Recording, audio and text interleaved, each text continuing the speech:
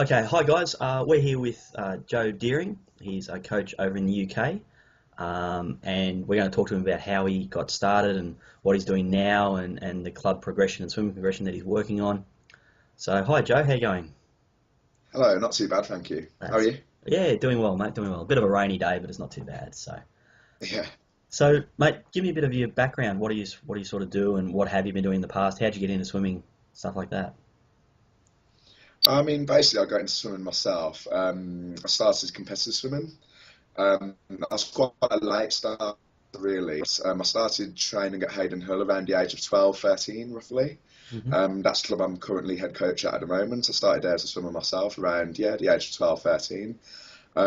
From there, I was quite ambitious about what I wanted to achieve in swimming, and was quite a hard worker in the pool. But also, by the age of 14, the option came out to help out on poolside as well, assisting our Learn to Swim program with younger swimmers. So basically, I took that on and really, really enjoyed that. That really took off for me. Loved helping out on the poolside.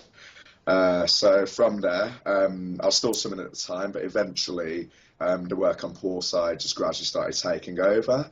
The age of 16, I qualified as a level one teacher, age of 17, level two teacher.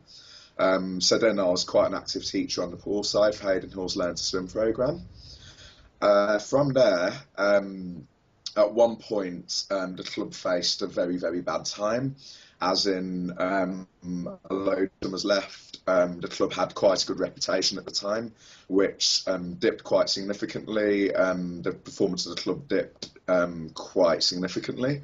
From there, I was able to get into coaching, and yeah, I took on a coaching role at the club. I became the club skill development coach, coaching swimmers who were just out of teaching, their first step into competitive swimming. And yeah, that almost was part of the rebuilding of the club that I was lucky enough to be a part of at that time, building something new, something completely different, and just rebuilding the club. From there, I started gaining on coaching qualifications, level one coach, level two coach. I then became the club's junior age group coach, whereby that's basically the next group up from skill development. So some lucky swimmers who had me throughout skill development had me at that next step as well in Yeah, the well, junior group, which some of them didn't think they were too lucky about it, but yeah, they got to have me in the junior age group squad as well. So in this squad, I'm coaching swimmers aged roughly 10 to 14. And from there, literally last month, I became head coach as well yep, at the club. So I'm now able to lead the whole club as a whole and take that next step, really, yeah, right. as a club. Did you? I've noticed as well. It's very hard to sort of pick up where another coach has left off. We've had a similar sort of thing happen where I coach. Just so everyone knows, I do coach as well. I don't just do a website. I actually try and practice what I preach. And we had at the club I coach for now, we did have a few problems. Whereas in the coach left and we just had to pick up everything and start from scratch. Literally, like there was no squad levels that were sort of set up. It was a bit hit and miss. It was we found it. Well, I found it really hard to sort of pick those things up again and run with them. But during that transition, did you find that all your better kids just packed up and left, or did some stick around, or and did that help at all when you had those ones that did stay? Yeah, essentially, I was very lucky because when I walked in, all the swimmers who were under the previous coaching regime, all the better swimmers who were under that regime anyway, had pretty much left. So I myself, I started with a brand new set of swimmers, to build basically from the bottom up, really. I was really quite fortunate in that respect, as in swimmers who I've coached throughout skill development, I'm still coaching now, like 4 or 5 years later. So therefore, I was able to keep my better swimmers. And for instance, some of those swimmers are now regional swimmers at the moment. Yep. So we got regional qualifiers. Back at the time we had, I believe, 7 county qualifiers, no regional qualifiers, homegrown from the club, that is. Whereas fast forward to this year, this season just gone, we've had over 20 county qualifiers in a range of different events, and 4 regional qualifiers. Two of which I was able to work with from the off, really. One of which I started with as soon as I started in school development. I've had her about 4.5 years now. Hmm. Another swimmer who I've had about 2 years now. Yep. So, and basically, it's still a very small club at the moment in comparison to being massive clubs. Again, it is a very small club. It's a very straightforward pathway within quite a small club, but what we're getting from that is really, really good quality swimmers, not in depth, but the swimmers we've got are good quality, and those numbers, that depth is starting to increase now. So as the quality is increasing, it's almost an inspiration to other swimmers to follow in their footsteps, and we can build on the extent of that quality, build the numbers now, which is Yeah. really good. Yeah, it seems like well, from what you're telling me, you're doing the right thing, and from my own perspective, I can see how that snowball effects starts to take over. You have your good swimmers that are starting to actually achieve and actually get somewhere and are doing the right things, and then other kids go, oh well, he's doing that. Oh, okay, well I better do that as well. How have you found Mm. the with all those kids that are coming through? Have you had like how's it go for discipline wise? Do you have any problems with kids sort of trying to keep up to the faster kids, or do they do the slower kids muck around, or how do you sort of cope with that sort of aspect? I mean, to be honest, yeah, you always get well, there's always no one's perfect, and no squad is perfect, but I think, I mean, basically, I'm quite a disciplinarian in the way I coach. So basically, I set my standards quite high. And when someone's reached those standards, when they're doing what I expect of them, they get the praise for that. I let them know that. But at the same time, when they're not reaching those standards, I let them know that as well. So basically, for swimmers not rising to these standards, if they're not training to a high quality, in whatever way, technique-wise, effort-wise, or skills-wise, they are informed of that. And quite often we'll restart sets again when they're Yep, not being done to the standard expected. And basically, they do rise to those standards. yep. So as a result, I believe we've got a very well-disciplined group of swimmers who will rise to the standard set, and if they're not there, they will continue to push and rise to them until they do get there. Yep. Yep. No, that's right. I must admit, I'm a very disciplinarian coach as well. I I'm the same sort of thing. Except I tend to yell and scream a lot. um, but in saying There is a little bit of that goes on as well with me. yeah, and but I think that's par for the course. It comes back to the kids that you're working with and the discipline level that you're trying to work to achieve. Once you get, I think, that discipline level that you're after, then you don't have to yell and scream. The kids know what's expected and they know how to do it. And we currently have bronze, silver, gold squads. The gold squads, you usually don't have to speak to. I've found they just, they're about 13, 14 and up. They know what to do. They know what's expected. They know their drills. They just go and do it. It's the ones that are the next step down that there to have a bit of a splash and a muck around and a play. So, but with your club and the way it's all set up, what are your goals and what goals are the kids trying to achieve? Have you done any sort of like psychological type work with them and goal expectations and things like that? Yeah, definitely. And we do an annual goal setting exercise whereby swimmers and parents are involved in this. And we'll quite often do it down in a meeting. But basically, they will set goals for themselves. They'll set a goal to achieve 6 months in the future from that date, and then a year in the future. And then, most importantly, they'll write down, in order to achieve this, I will, and what Okay. exactly they will do in order to achieve that. So is that like a Um, time base, or is it is it a qualifying time for county or something, or for regional, or is it an actual time reduction, or what have you found the best way to sort of set those goals for them, or help them to guide to set those goals? Quite often it does depend on the individual swimmer, but quite often it is a county qualifying time or regional qualifying time, or one on a specific stroke if they've already got a few, for instance. But yeah, it does often depend on the individual swimmer exactly what the goal is, but quite often it is one of those qualifying times, yeah. I always find, even if we don't aim for a qualifying time within the year, we can take steps towards it.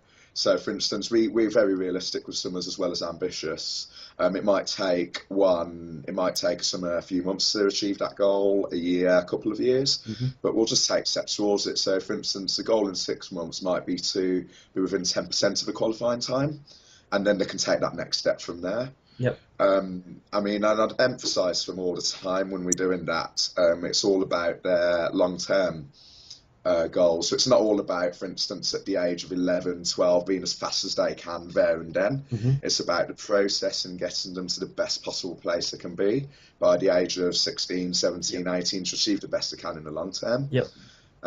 But yeah, we do take steps in those goals in that way. Yep. Yeah. And how do you find the parents relate to those goals? Do you have the parents that are in your little Johnny's ear all the time, or do you, as part of your goal setting process, do you drag the parents aside and say, "Hey, look, you're not reliving your swimming life. This is for your son or daughter," or what steps do you sort of take to try and keep the parents involved, but not overly involved, so to speak?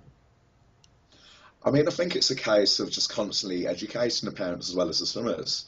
I mean, so for instance, we have meetings with the parents and swimmer together, where I get to talk to them, they get to talk to me about how they're feeling. Therefore, any concerns that they have, Hmm. for instance, which might relate to what you just said, ambitions for their own children, I can address at the time and really educate them on long-term athlete development. So it's not all about just doing the best now, it's about nurturing them to be the best possible athlete they can be in the long term.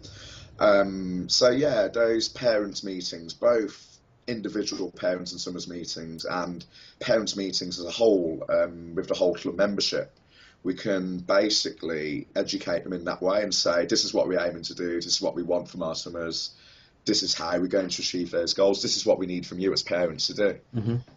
No, yeah, sounds good. So, with your seasonal outlook, I'm assuming you'd have targeted carnivals as well, or do you just, I know being based in country New South Wales, it's a bit of a learning curve for some of the parents out this way.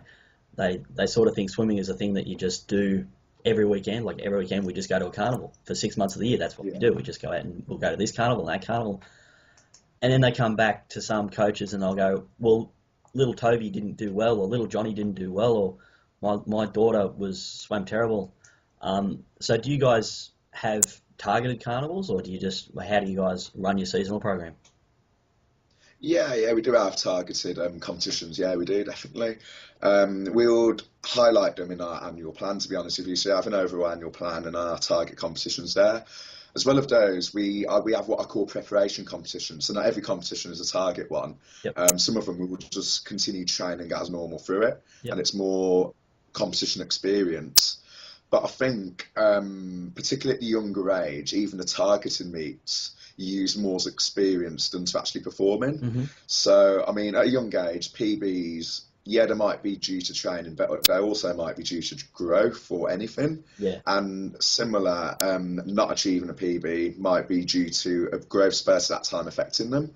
So I think at that point it's important for parents to know that basically, yeah, we're doing these meets, but it's not all about winning and just performing. It's about these swimmers gaining the experience Hmm. to get better at competing, basically. Yep. It's all about the process rather than the outcome at the young age. I mean, as they get older, these targeting meets become a little bit more important in a way, because at the older age you are actually saying, yeah, we want to achieve this at these target meets, we'll taper our training for this target meet. Yeah. And yeah, once again, it's about education at that point. We're going to train through this meet because it's not a target meet, and then here's our target meet, that's what we're going to taper for, that's what our training is building up to. Yep. So yeah, it works in slightly different ways depending on age, but overall, yeah, we do have Yep. target meets. Yeah. Yeah. Cool.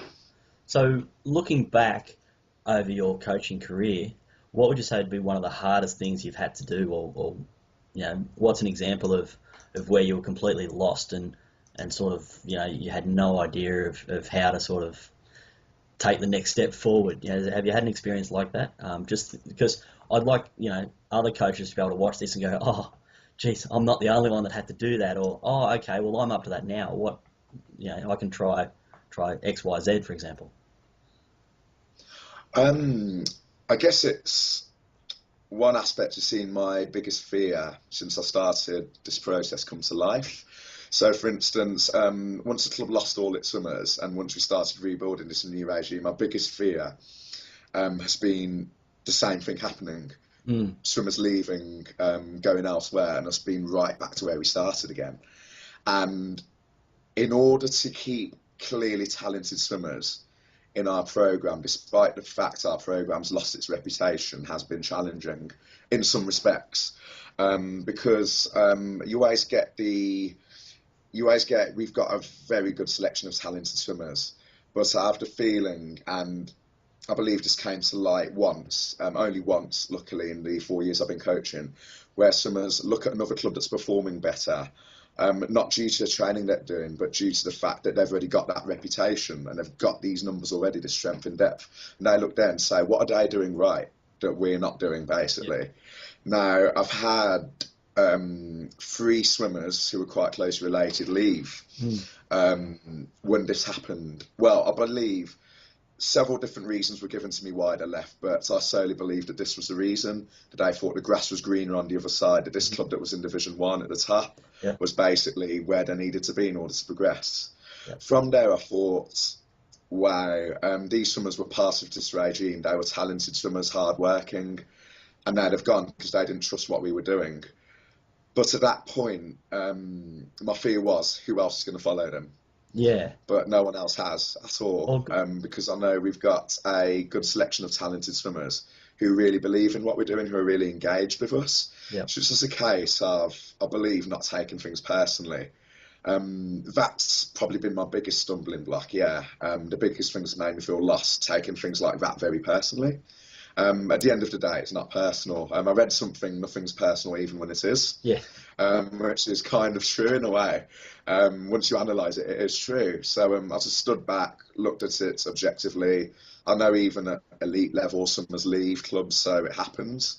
Got on with the collection of brilliant swimmers we've got at the moment, and have still, despite losing these swimmers, made steps forwards, made clear, objective progress. So it's a very hard issue to try and, as a coach, it's a very hard issue to try and come to grips with as well. I know I've had kids go from our program and go to other programs, and you're left thinking, especially if the parents don't communicate with you, you're left thinking, what did I do? Did I say something? Did I not do the right thing? Is there something they wanted to work on that I wasn't working on? But in saying that, do you think as well you can, at your current level of development, do you think you can only take a swimmer so far and then they have to go to somewhere else to try and get that next step up? Or do you think that, that loyalty and that trust that you've built up, you should be able to carry that swimmer all the way to, as far as they can go? Or what's your thoughts on that? Definitely. I mean, I know within our program at the moment, we are limited on exactly how far we can take them. So for that reason, we've got talent clubs, for instance. There's a club called City of Birmingham or the Royal Wolverhampton in our area, which doesn't compete against other clubs in the same way we do. Okay. It takes on the most talented swimmers from other clubs when they've reached their full potential within their programme. Okay. So basically, these swimmers will still compete for the club that they had grown within, but will train within the talent club, if that makes sense. So we do create links with these talent clubs, and when a swimmer on our poor time with our resources have gone as far as they can go, then we send them off to that talent club, knowing we've still got that link with that swimmer, but obviously we can allow them to take that next step and reach their full potential. No, that's interesting to know, because I know where I am, we don't have that that progression of club. We more or less, each town or area will have, one club or multiple clubs or whatever. And that swimmer, may go off to university eventually or may, but they'll go into development camps and they'll go to different training squad sessions, but primarily they'll still be part of the club they came from. So they don't actually change clubs as much, but it's very hard to try and get those swimmers to develop and grow, especially when they can't just pack up and move.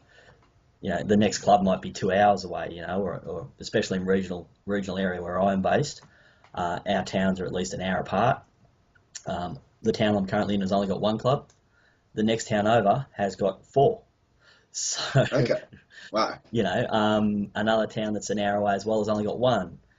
Being a few hours from Sydney, it's very hard for swimmers to go, well, there's this club in Sydney that's doing X, Y, Z, and obviously the hours that are involved in training, you can't sort of just, jobs for parents and everything like that. The whole aspect comes into play, and it's a bit tricky. But so where we are with our program is we have kids that are starting to grow as well and starting to get bigger and faster and stronger and all the rest of it.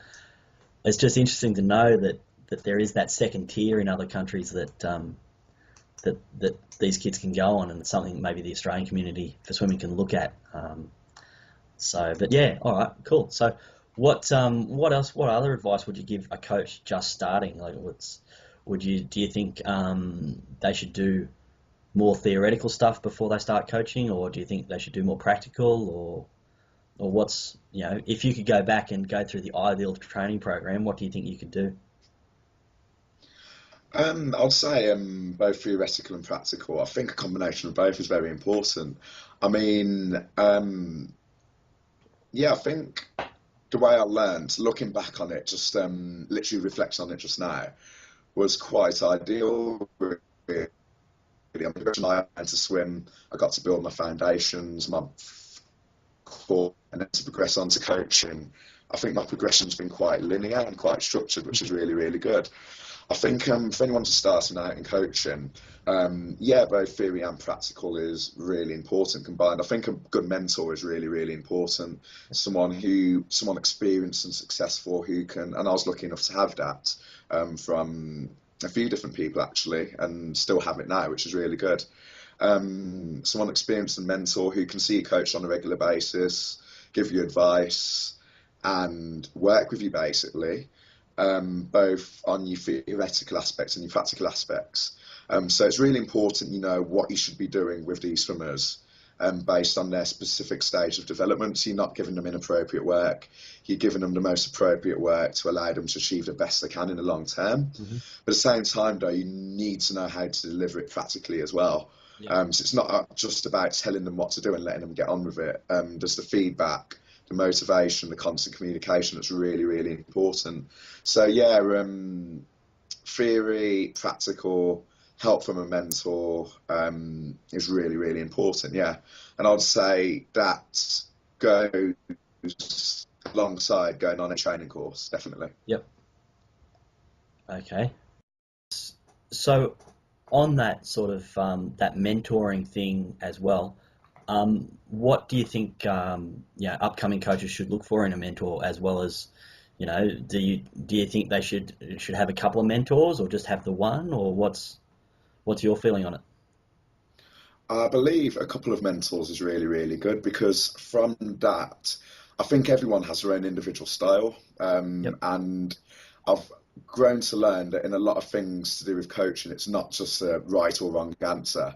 There's different ways to do things. There's even different techniques you can teach, which could be right or could be wrong. It often depends on the individual swimmer. Yep. So I believe a couple of mentors is absolutely ideal, because then I always think you can take the best from each person you see, bring it all together and create your own thing with it, which is good.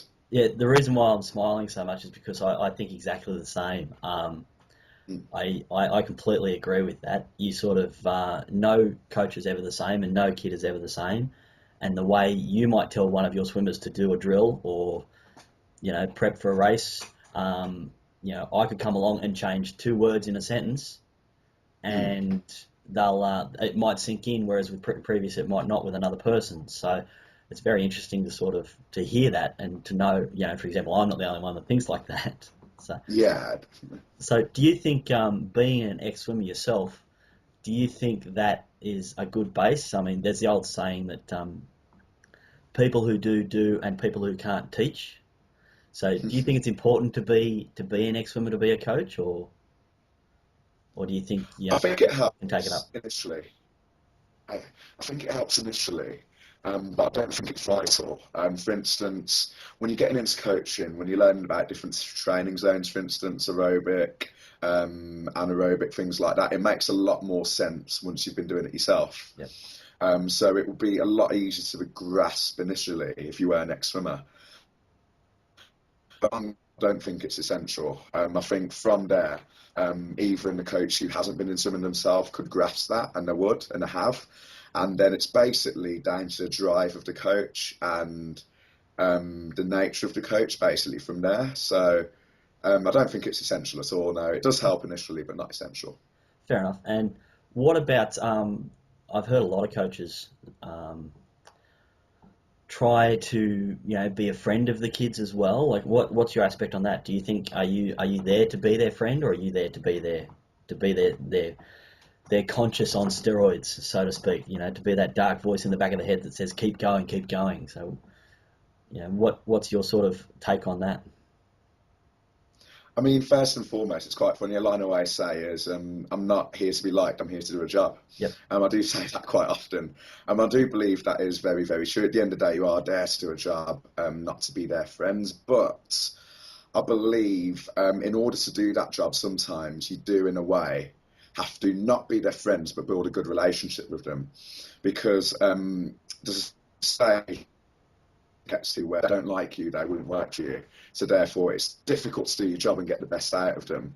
So I believe, as well as being that firm person, that dark voice in the back of the head, I believe there's a balance as well. So as well as being this coach on full side who's big on discipline, I also do talk to my swimmers quite a lot as well. For instance, just take an interest in their lives, just have a chat with them, have a bit of banter, have a laugh and a joke with them.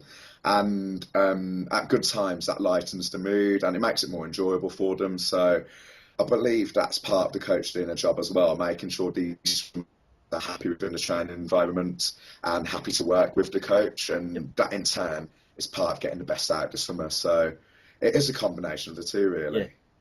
Yeah. Yep. No, it's interesting to know. For example, my squad the other day, I say to them, look, guys, once I step inside the building and once you hop inside the water, that's it. I'm not your friend anymore. For the next hour and a half, I am the voice inside your head that, that tells you can do better. I am the voice that tells you can do that drill again. I am the voice that will, more or less kick you in the butt when you're not doing it properly, But saying that, I'm also the voice that will yell and scream and jump up and down and back you 100% to the hill.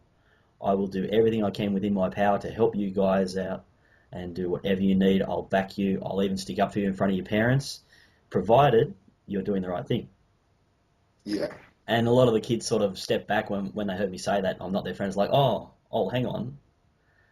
And I think you need to set a line in the sand and say, yes, I'm going to be your friend. I'm going to do this. I'm going to help you out. I'll talk to you down the street when I see you. I'll have a laugh and I'll have a play. But at the end of the day, you don't do the work, then that's sort of, you know what I mean? So it's it's interesting to know that a lot of what you're doing is very close to what I'm doing. I find it really cool. So yeah, that's good to know. yeah. So what excuse me. So with your progression and your coaching career, what are you looking forward to covering, and what other courses do you have to do? Like, what's your goal as a coach? Do you want to be an Olympic level coach, or are you just happy to stay at grassroots and getting kids into swimming, or what's? I mean, I'd like to take gradual steps of progression. Whether that means being an Olympic level coach or not, I guess time will tell. But I'd like to take gradual progression. So, for instance, one progression I've taken at the moment is I've had a lot of experience coaching younger kids, which I'm going to continue to have in my current role as head coach as well. But also, I've also been offered some work at the University of Birmingham. So I'll be coaching one of their squads very soon as well, come the new season. So that will give me more experience with more senior swimmers and allow me to take that next step in my experience as well. Yeah, that'd be cool. Yeah, definitely. So I just want to just keep growing, really. Just keep developing. Yeah.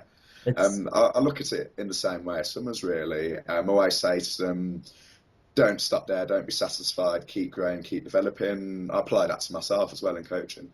yeah, it's good to know that you've got that next level for you to sort of achieve to and reach to as well. It's I think as a coach, I think you can get stagnant.